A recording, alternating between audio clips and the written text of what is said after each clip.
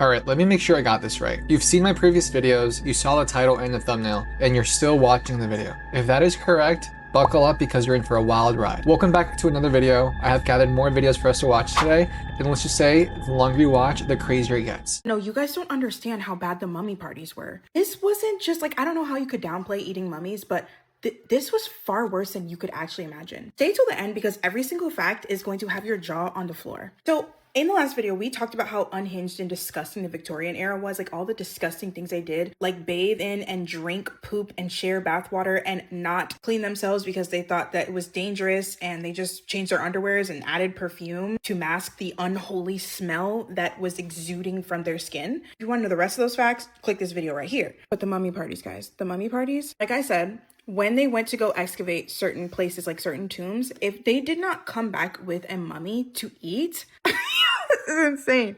If they, like, who knew, like, it's not even funny. The pharaohs and like the Egyptians and stuff, and like wherever they got the mummies, if they knew that they would be dissected, ground up, or consumed by a bunch of nasty people, like hundreds of years. Anyway, only would they ground the mummies up to make brown paint and brown coloring. These would be social events. Like, they would take the mummy, put it on display for everybody to see. They would dissect it for fun. Like, I'm talking about dissecting and just eating it, bro.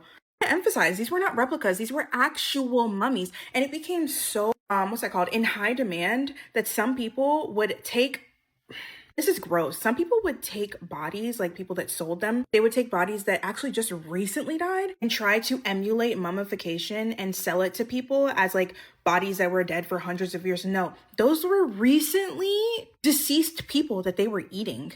This went past eating it, guys. Like it's like they practically worshipped these things. They would study them and they'd grind them up for the paint. Like I said, they would put it in their fireplaces. They would grind it up and make it into makeup. Would take the powder for headaches and stomach aches. They believed it had healing powers. Like, literally imagine just being at a tea party and casually, while sipping tea, just eating a mummy. On a more serious note, how disrespectful is it for you to go find these, like, take them out of their sacred burial ground and then eat them? I'm not gonna lie, it low-key reminds me of slavery. The plantation owners would use like black hair as cushion for their seats, use their teeth as dentures, use their skin as leather for their shoes, experiment on the bodies of the black woman for like medical purposes. Look up the father of gynecology, that's all I'm gonna say. Yeah, it's like some creepy weird stuff, y'all. But yeah, the mummy parties. So here we are, we have Tiger Woods with his second DUI, and this is the body cam footage, and this one hits a little bit different. So he told the officer, he looked down at his phone for just a moment, and then boom, he was on his side. Looked down at my phone, and all of a sudden, boom. I'm gonna just take a look here. He hit a guy's trailer who was trying to make a turn. The guy even saw Tiger coming, tried to get out of the way as quickly as he could, but still, Tiger's car was flipped on its side. Now here we have Tiger taking a knee. He declined the breathalyzer test, and they took him into jail for further testing. But the breathalyzer showed no alcohol. Though he did have 2 hydrocodone pills in his pocket, the officer also observed classic opioid behavior: bloodshot eyes, extremely dilated pupils, slow lethargic movements, sweating profusely, and obviously he was chill as hell. He was taking a knee, calm as a clam, because this is not his first rodeo. Though he did fail all the sobriety tests and admitted taking prescription pills that morning, and then boom, just like that, Tiger Woods got his second DUI. But what do you guys think? Are we currently living through some sort of biblical event? And why do I say that?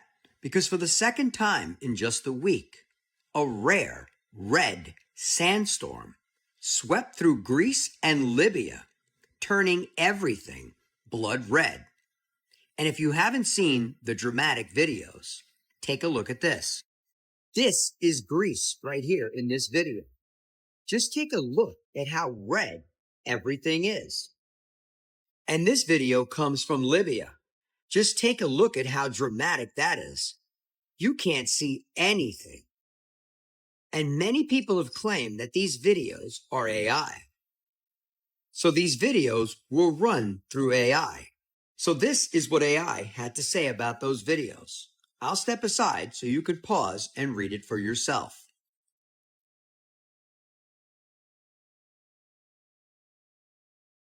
So I guess my question to you is, why so many strange, unexplained events, all happening all around the world, almost all at the same time? Let me know your thoughts on this in the comments, and as always, I'd love to hear from you. Breaking news. Indonesia, which first announced this was going to be a suggestion and it was voluntary, has now mandated a work from home order and mandatory fuel ration. Of course, it started out as a bit of a voluntary thing, like you could, if you want, stay home, like we advise you to. Does this remind you of what happened during 2020? So fuel rations mandated work from home for civil servants. So it's not a total countrywide thing yet, but this is affecting millions and millions of people. And it's around a bunch of countries which had similar advisories and voluntary suggestions until now. So is this going to turn into a global energy lockdown, global temporary 2 weeks only to do the thing, and then it lasts years again, and then we get closer to 2030, which you know what they have planned for? Let me know your thoughts. Is this a coincidence or something else going on? Now, I can't say I have all the answers, but I can say there clearly is a concerted effort to keep us in a lowered state of consciousness with all the crazy chemicals in the food, air, and water supply, which is why it's imperative to be of sound mind and sound body today. And right now, Chalk is giving away free $100 bags of the organic heirloom cacao from Bolivia, the Chalk Lit Powder, which is super detoxifying and delicious, plus it stimulates stem cell production. And if you combine that with the hot water purified Shilajit, you're getting some of the most potent adaptogens in the natural world. Comment free below and check your DMs for details. Breaking news, Pam Bondi is out as Attorney General. Donald Trump fired her. Now, we don't know exactly who's going to replace her, but if you look at the prediction markets on Kalshi, you have Todd Blanchard around 25%. He's the acting Attorney General. And then you have Lee Zeldin. He's at 60%. He is the administrator of the Environmental Protection Agency. And Trump says he still likes her, but he has been frustrated with Bondi's inability to successfully prosecute several individuals whom he considers political enemies and has argued should face criminal charges.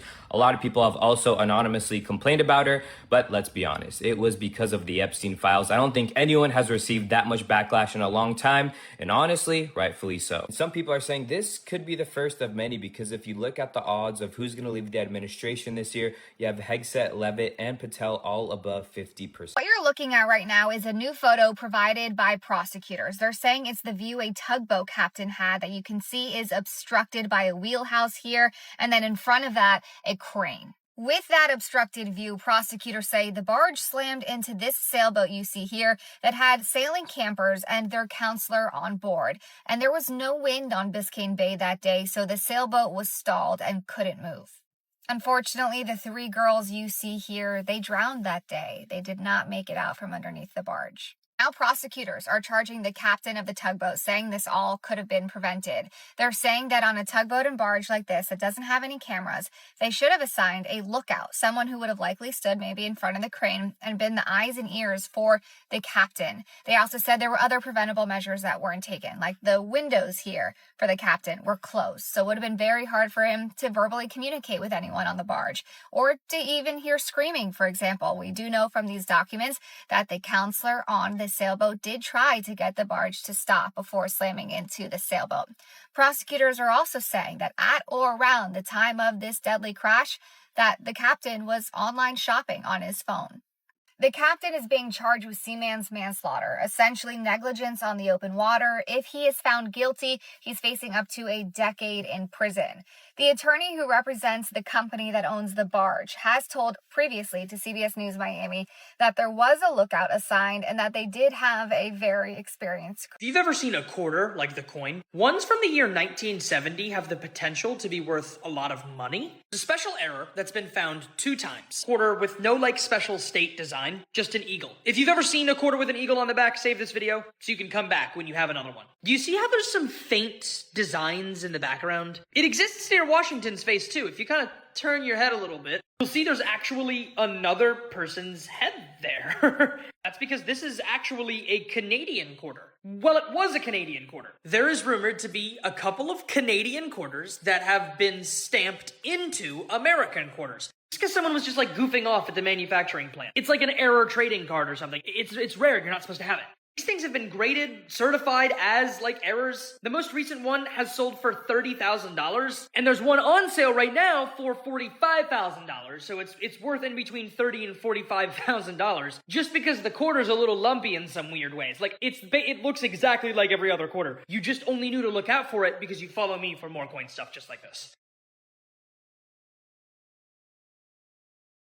The man named Wilson who got summoned for jury duty, and this is how he showed up to court. Good job, sir. I think you won the internet. Not that it's a competition, but if it were, I would call you the winner. Let me see if I can get out of the way. This is what this man wore for jury duty. You're talking the entire get-up, even the shoes, stockings and all. Honestly, they can't get mad at you for this. Because whenever I got my summons for jury duty, it literally says, like, to dress in nice attire. Baby, this is the finest clothes you could get. Even wore the correct wig. Aren't there men that still have to wear these when they go to court in like England or something? Honestly, the entire thing was so well done. I'm shocked that they actually let you go. Genius nonetheless. I honestly would not be surprised if more people started showing up for jury duty in these outfits, especially since people in the comments of this video are sharing how they got out of jury duty. One person saying, well, I just started calling the judge Your Majesty and they dismissed me, haven't heard from him in a decade. I think the real reason they dismissed Wilson from jury duty that day was because they realized that if he showed up to court with this on, everyone would be focused on him and not the actual case. In fact, I bet the judge felt intimidated just seeing someone dressed up this nice. Is officially begun. Today, India have started their attempt at the impossible, trying to count their entire population in the biggest census the world has ever seen. And they better lock in, because it's even more insane than it sounds. Not only did they have to count an estimated population of 1.5 billion people, that's nearly 20% of the entire planet, but also they're aiming to ask each citizen a series of 33 questions relating to things like housing, internet access, living standards, and so on. That would be a total of 49 billion questions. And that's not even the craziest part, because despite the introduction of some digital methods to try and make this census less complicated, a significant chunk of it will still need to be done the old-fashioned way. Door-to-door surveys. And just so you guys understand, in India, there's approximately 600,000 villages, some of which are located in extremely remote areas like the Himalayan mountains, which can only be reached on foot. So, to carry out this monstrous task, India have appointed an army of 3 million officials. That's like the equivalent of the entire population of Jamaica, all doing one job. And they have been given just 1 year to complete probably the most logistically complicated task in history. So India, we wish you good luck. You're gonna need. Everyone defending this man because he wore a grandpa shirt, let me introduce you to the person you are actually defending. This man did not originally live here. And the door he's continuously staring at, this isn't his door. He lives in the apartment behind him. Before he moved into the apartment across from this camera, there was a woman living here and had just moved in when this man showed up at her front door right after she had stuff delivered to her house. And explains to her that he is moving into this apartment complex and wants to know some information about it. And she tells him, I just moved in here. I honestly can't answer many questions, and proceeds to try to have a conversation with her, repeatedly telling her how attractive and pretty she is. Realizing this is a strange man she doesn't know that doesn't even live in this apartment building, she then installs this camera. He then moves in and realizes she has installed a camera. Not only does he move in right across from this woman. Anytime he sees her coming and going, he opens his door and tries to have a conversation with her. Anytime she's coming up the stairs, he pulls this number, trying to stop her. Not creeped out yet? That's okay, because he also checks every single one of her packages. Not only does he check every single one of her packages, knowing that she has a camera recording, he makes comments about where she is getting her packages delivered from. This is a shot of him watching her as she gets into a friend's car. He literally hurries up the steps so that he can then turn around, take this pose, and then watch her for several minutes. Him consistently checking the mail that he knows is for his neighbor is not weird enough.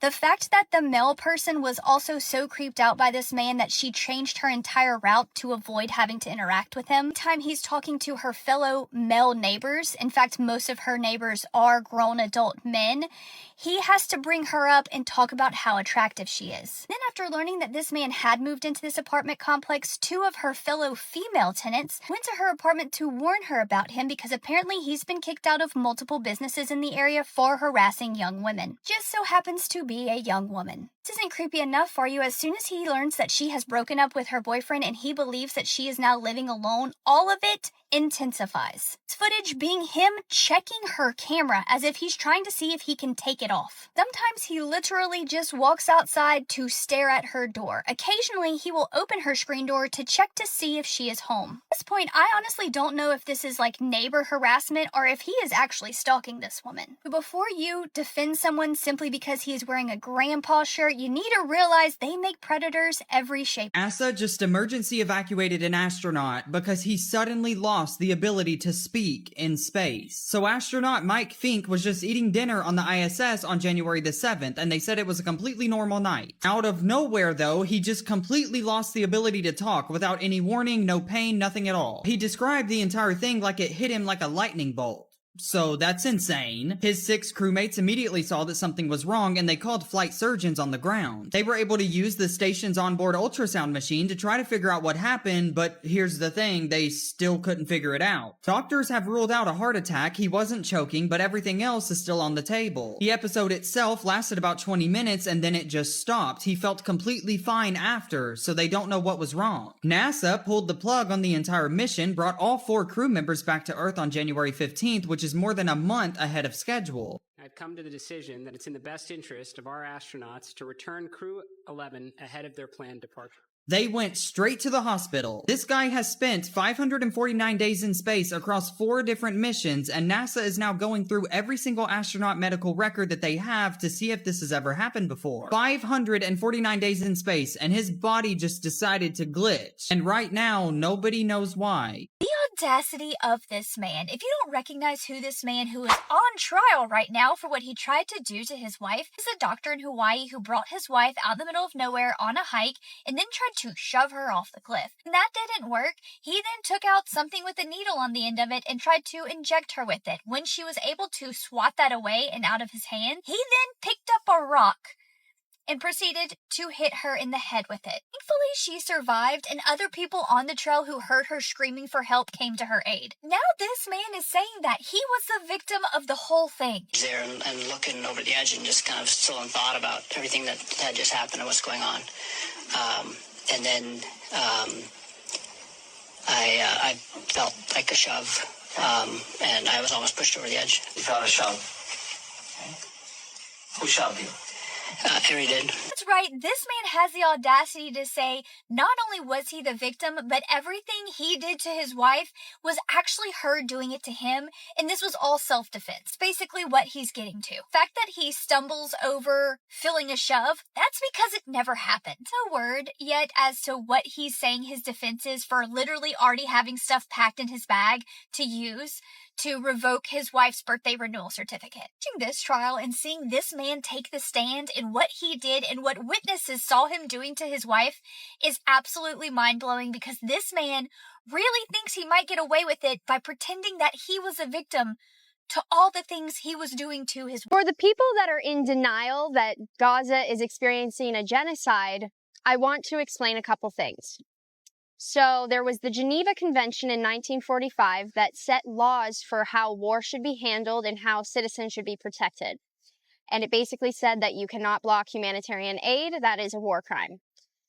Greta Thunberg just got on a fleet of ships probably in the last week and went to go and deliver humanitarian aid with a bunch of volunteers. And she was detained by IDF. And that to me is saying, hey, you can't bring your supplies. So that sounds like a war crime. And while this is just one of the more televised and provable forms of their war crimes, but this has been going on for a long time. They're in phase 5 of the IPC food scarcity. And that's not livable. So I know that we've been programmed to believe that they're not our allies and that they are all terrorists, but I just believe that they are human beings trying to survive, and I have empathy for that, and I don't think that makes me a monster just because I'm not supporting either party. Like, I wish that we could all come together on how there are universal truths about human life, and instead of slandering people before you know them, really. But this is my driver. Thank you for listening. And I'm just a girl in America, so what can I do but talk on the internet? You know, at this point, it should come as no surprise in the big 2025 that we're receiving videos like this now, where we're actually seeing people fly so high up into the sky where they see the firmament and the waters above. If you haven't heard about that, you just haven't been on the internet long enough, because this is like all that anyone's talking about. There's literally the sky. Do you know why it's blue? It's because it's water. And if you go so high up there, you'll pass through a barrier and then you'll go into space pretty much. And space is just another ocean that is sitting above all of us. And this was actually revealed to us a few years ago in a Hennessy commercial. I'll show it to you now just in case you forgot about it. And this blew everyone's mind when it first came out. They're putting the truth in plain sight. How many times do I have to say that? But it happens so often. They fly straight up and then they're in space, but oh wait, there's another barrier above it. This is what they don't show you in NASA's footage. They don't show you what is actually all the way up there. And there's another ocean, which was talked about in the Bible and all the ancient books, most of which were hidden under the Vatican archives, and we can't even read about them, so we don't even know most of human history. But they drip it out to us a little bit in our movies and TV shows, and rarely sometimes our commercials.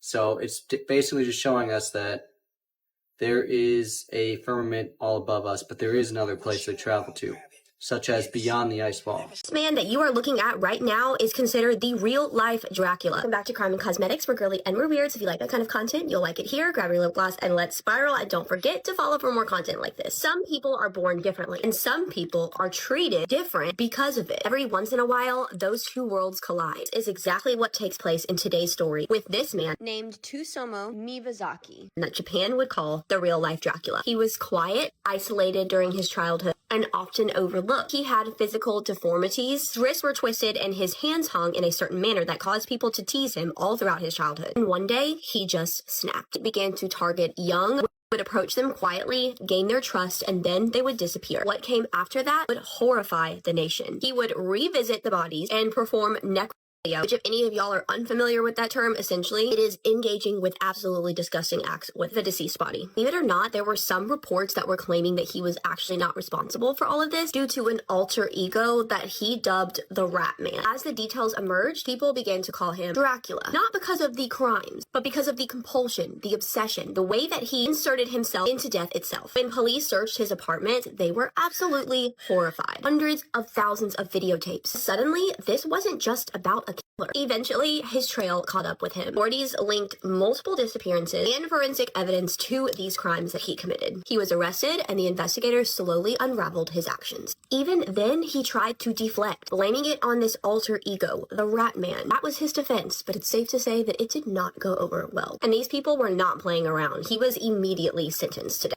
And guess how this man was caught? The father actually saw him acting really creepy at a playground, trying to lure in a little girl, and immediately was suspicious. And that is how police were finally able to link him to all of these crimes. Also, it was said sick man drank one of his victims' blood. Obviously, his story evolved online. And of course, people exaggerated things, filled in details, saying things that were simply just not true. I think that's what happens with a case like this. It's something so horrifying that we try to fill in the gaps. We try to explain it away. He was bullied, he snapped, psychological break, all of those things. But honestly, those parts, the exaggerations, all of that, they're myths. But sometimes, in this case, the truth is actually more terrifying than fiction. This was a man who did unthinkable things. No alter ego needed, no supernatural explanation required. Because sometimes the scariest stories are not the ones that are made up. They are the ones that actually happen. That's all for today's case, guys. Let me know what y'all thought about this one in the comments, as well as leave your case suggestions below. As always, I will link my everyday makeup routine and my outfit in my story. See you in the next one. Bye. This is Jared Fogle, one of the worst pedophiles in American history. So if you don't know who Jared Fogle was, he was the spokesperson for Subway for a number of years. Jared initially became famous and then eventually became the spokesman of Subway because he dropped so much weight while eating a Subway diet. According to Jared, he lost almost 245 pounds while eating almost exclusively from Subway. Obviously, this was a huge story, and when Subway heard about this, they contacted Jared and eventually made him the spokesman for their entire company. I swear to God, I remember this. For years, you couldn't turn on the TV without seeing this guy's face. So in 2004, when Jared was at the height of his popularity, he launched the Jared Foundation, a foundation determined to fight childhood obesity. This foundation saw Jared touring schools across the nation, talking to kids about losing weight. And yeah, just being heavily involved with children, which people at the time thought was a great thing. But it was when he was away from the cameras, behind the scenes, when Jared was engaging in some of the most deplorable behavior I've ever read about. So in 2007, a radio host and journalist from Florida came forward to the FBI and reported that Jared was saying and doing some concerning things. Apparently, while at a middle school event, Jared had been talking to her about performing lewd acts on a minor. He had texted her about all of these things, and she even recorded him saying all of this stuff. At one point, apparently, Jared even asked this journalist if she could install webcams in her children's bedrooms so he could watch them. Obviously, this was concerning. This journalist recorded all of this, turned it into the FBI, but they told her that they couldn't do anything because they didn't have enough evidence. And now we got to talk about Russell Taylor, a guy who was heavily involved in Jared's foundation. So when he wasn't working on the Children's Foundation, this guy, Russell Taylor, was producing CP in his home. Apparently, between the years 2011 and 2015, Russell Taylor had videotaped minors in his own home and traded photographs of them with none other than, you guessed it, Jared Fogle, king of the footlong. According to court documents, Jared actually asked Russell if he could move some of the nanny cams in his home so he could watch children in varying states of undress or while they were naked taking a bath. Russell also claimed that Jared made him set up accounts on porn sites in his name, and he wanted to basically run his whole CP operation for him. Well, shortly after Russell Taylor was arrested, Jared Fogle's home was raided, and guess what they found? A ton of CP. On the same day that his home was raided, Subway severed all ties with Jared, and some new disturbing facts came to light during the trial. Apparently, years prior, Jared had been texting a Subway franchisee named Cindy, and over these texts, he talked about wanting to abuse kids aged 9 to 16. He told Cindy she should sell herself for sex on Craigslist, and even asked her to arrange a sexual meetup between him and her 16-year-old cousin. Eventually, Jared pled guilty to possession of CP and traveling to conduct an illicit sexual behavior with a minor. Apparently, while in New York City, he paid to have sex with a 17-year-old girl. But this story isn't over yet. I'm going to post part 2, and it definitely gets more interesting from here. Joe Kent, the chief of counterterrorism, he resigned. What? Did this letter. He did 11 tours in Afghanistan and Iraq. Hardcore stuff. He is a true patriot veteran, says he loves God. But he was saying this is a really bad idea for the U.S. to get involved in this war. He said Iran was no immediate threat to justify it. Basically pushed into this by that other country, which... Can't remember the name. The interview was really eye-opening. A lot of his buddies were like, you would do more good in the government. And he's like, I really felt like God was calling me to resign to make this statement. He couldn't have spoken that freely if he was in that position. Classic U.S. government making people look bad. He's under an investigation right now by the FBI, supposedly spilling secrets about U.S. government and stuff like that. And so is Tucker Carlson. And he even went into Charlie Kirk stuff. Sus. He said, the last interaction I had with Charlie Kirk was like walking into the Oval Office. Charlie Kirk said to Joe Kent, he said, do everything you can to prevent us from going to war with Iran. What? He was saying his department of the counterterrorism was blocked from investigating any further into the Charlie Kirk assassination by the FBI and the DOJ. Why? He said there were leads that we dug up. When we began running them down, our access was cut. Super sus! This is everything that just happened on the news today, but I'm going to simplify it for you in 60 seconds. U.S. gas prices have now officially surpassed an average of $4 per gallon for the first time since 2022 today. Okay. So basically, according to AAA, the national average for regular gas is now $4.02, which is over $1 more than it was. So that's fun for all of us. The US government just launched their website called aliens.gov to release all of their UFO files to the public. Whoa! Basically, the Pentagon is publishing every single UAP record that they have and built an entire website to show it. And dude, what is craziest about this entire thing coming out right now is that there's literally a market on Kalshi right now where people are betting real money. The market is whether or not the US is going to officially confirm that aliens exist by the end of 2026, and the amount of money on it right now is insane. Gucci is now selling diapers for $490 per pack. They're literally just diapers, but they're luxurious diapers for babies. That's it. The full pink moon, if you haven't heard about it yet, is happening tonight. This is actually the 4th full moon of 2026, and the Artemis 2 moon launch, where they're literally going to send humans to the moon, is also happening tonight. I am going to be streaming the entire moon launch on my page tonight, so you need to make sure you go ahead and add me now so you can come back and watch it with us. In Rabbit Hash, Kentucky, locals have been electing dogs as honorary mayors for years. Okay. So they're saying that they pick the winners through fundraising votes, and the dogs don't actually run the town, but they've become a whole thing. With the way that everything is running right now, maybe we should give them a chance. Oh my god, guys, we are officially going back to the moon. Just a few minutes ago, NASA launched Artemis 2, which is our return to the moon for the first time since 1972. Okay, so what comes next? Well, over the next 10 days, the 4 astronauts, Victor Glover, Reed Wiseman, Christina Cook, and Jeremy Hansen, are going to go on a figure-8-like trajectory around the moon. They're going to travel farther than any human has ever gone before. It's super important to note that they are not going to land on the moon just yet. We have to test out the new spacecraft, the new rocket. We're still building the new lander. There's a lot of things we have to do in order to get there. So on this mission, they're going to be doing a bunch of science and testing out the life support systems to prepare for future missions as we build humanity's first outpost beyond Earth. I will be making daily updates throughout this entire mission, so follow for more. You want to know why we're doing this? I have a ton of content on that too. Why is no one talking about the fact that the astronauts are going to the moon today? You know that, right? 4 astronauts will actually travel around the moon and back on a 10-day mission. And they're launching today between 6:24 and 8:24 p.m. Eastern Time. And while everyone's focused on rockets, almost no one is talking about how the mission stays secure. Hi, I'm Caitlin. I'm a cybersecurity and data protection expert, and I want to help you understand all of the cybersecurity around Artemis 2. Let's go.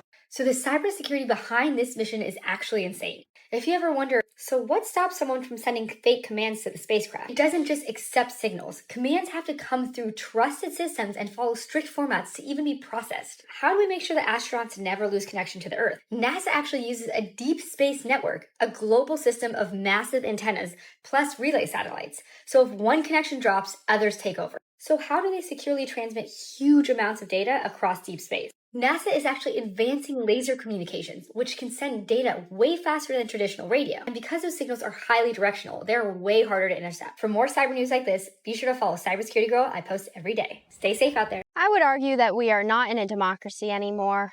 The Department of Justice is below the people who went to the island. So why would they fire their boss? And I'm kind of sick of people saying, you know, when you have so much power and money, you just find weird, freakish things to do. I think we should look at the fact that they have that power because they are worshiping the god of this world. And they've been doing it since they were in college. Look up the Skull and Bones Society homework, and I'm not afraid to say that. And, yeah, anyways, this is my driver. And I'm not posting any of the pictures that I've seen. It's just not worth it. You should look for yourself, though. You shouldn't just sit in ignorance. This stuff is real.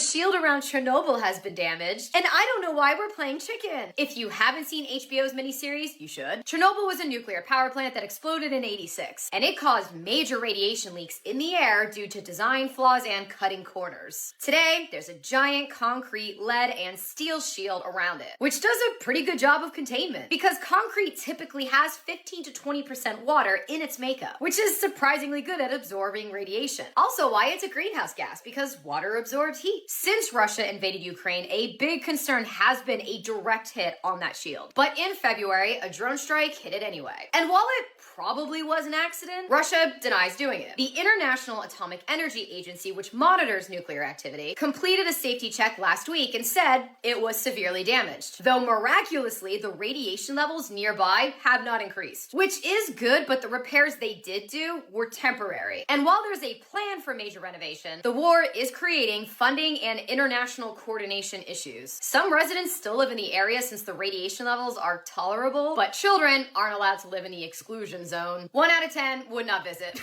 Chances are, if the whole world is thinking it, it's probably a lie. I haven't wanted to touch this one with a 10-foot pole because I smell the trap. Because it's not Palm Beach Pete. It's Fake Beach Pete.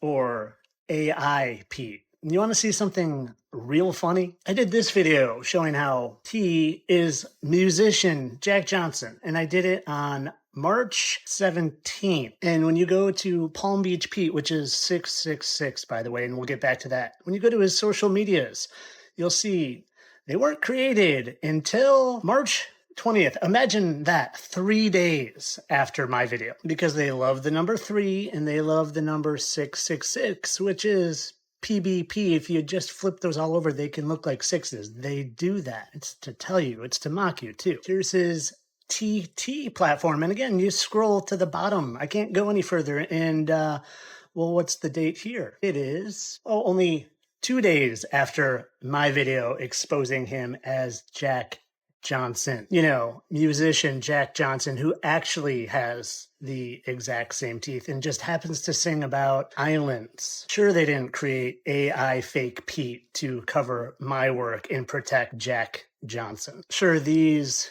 two marks in the exact same corner of his eye and these two marks, again, in the exact same corner of his eye, is just a coincidence. And again, they didn't create AI Pete to cover my work. And sure, they didn't create this video from the one girl who has captured him not on his own platform. Wasn't at all a setup. Oh, and this is her talking about it, by the way. Notice how her hand, again, looks like that 666 that they love to throw.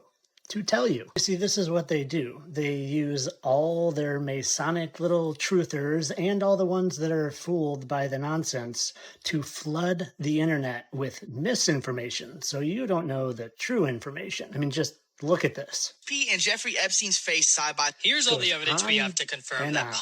And on. You really believe they think? Flooding the internet with misinformation. Okay, so a lot of flooding the internet to distract you from the one guy actually trying to help you. Imagine that. Jack Johnson's wife looks so much like you-know-who's lady.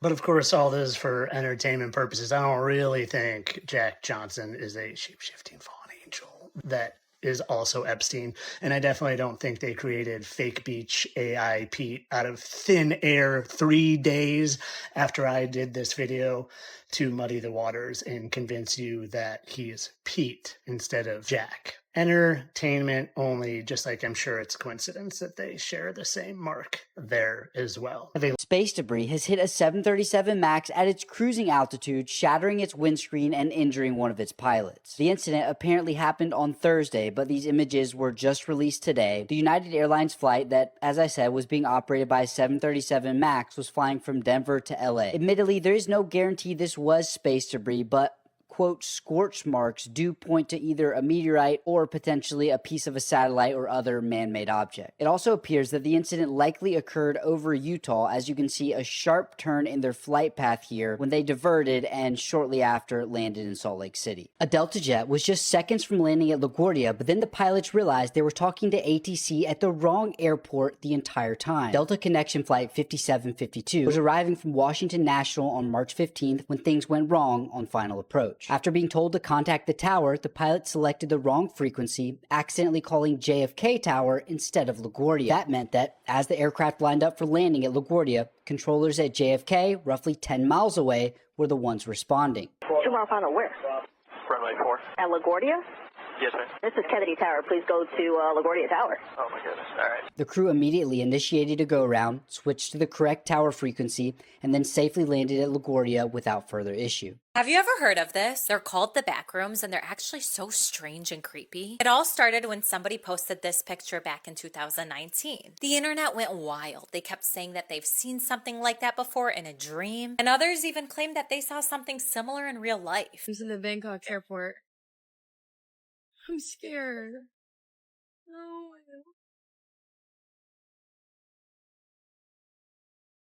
Then in 2022, this YouTuber named Kane Pixels releases a whole series on his channel called The Backrooms Found Footage. And it goes viral. I'm talking about 73 million views. And then someone from A24 saw the video and decided to make a whole movie on it. And yes, Kane Pixels got to help with the whole entire film. The trailer was dropped yesterday and the internet went wild over it. There's like this black scary entity that shows up in these back rooms and everybody wants to know, are they going to have them in the movie? And I think so.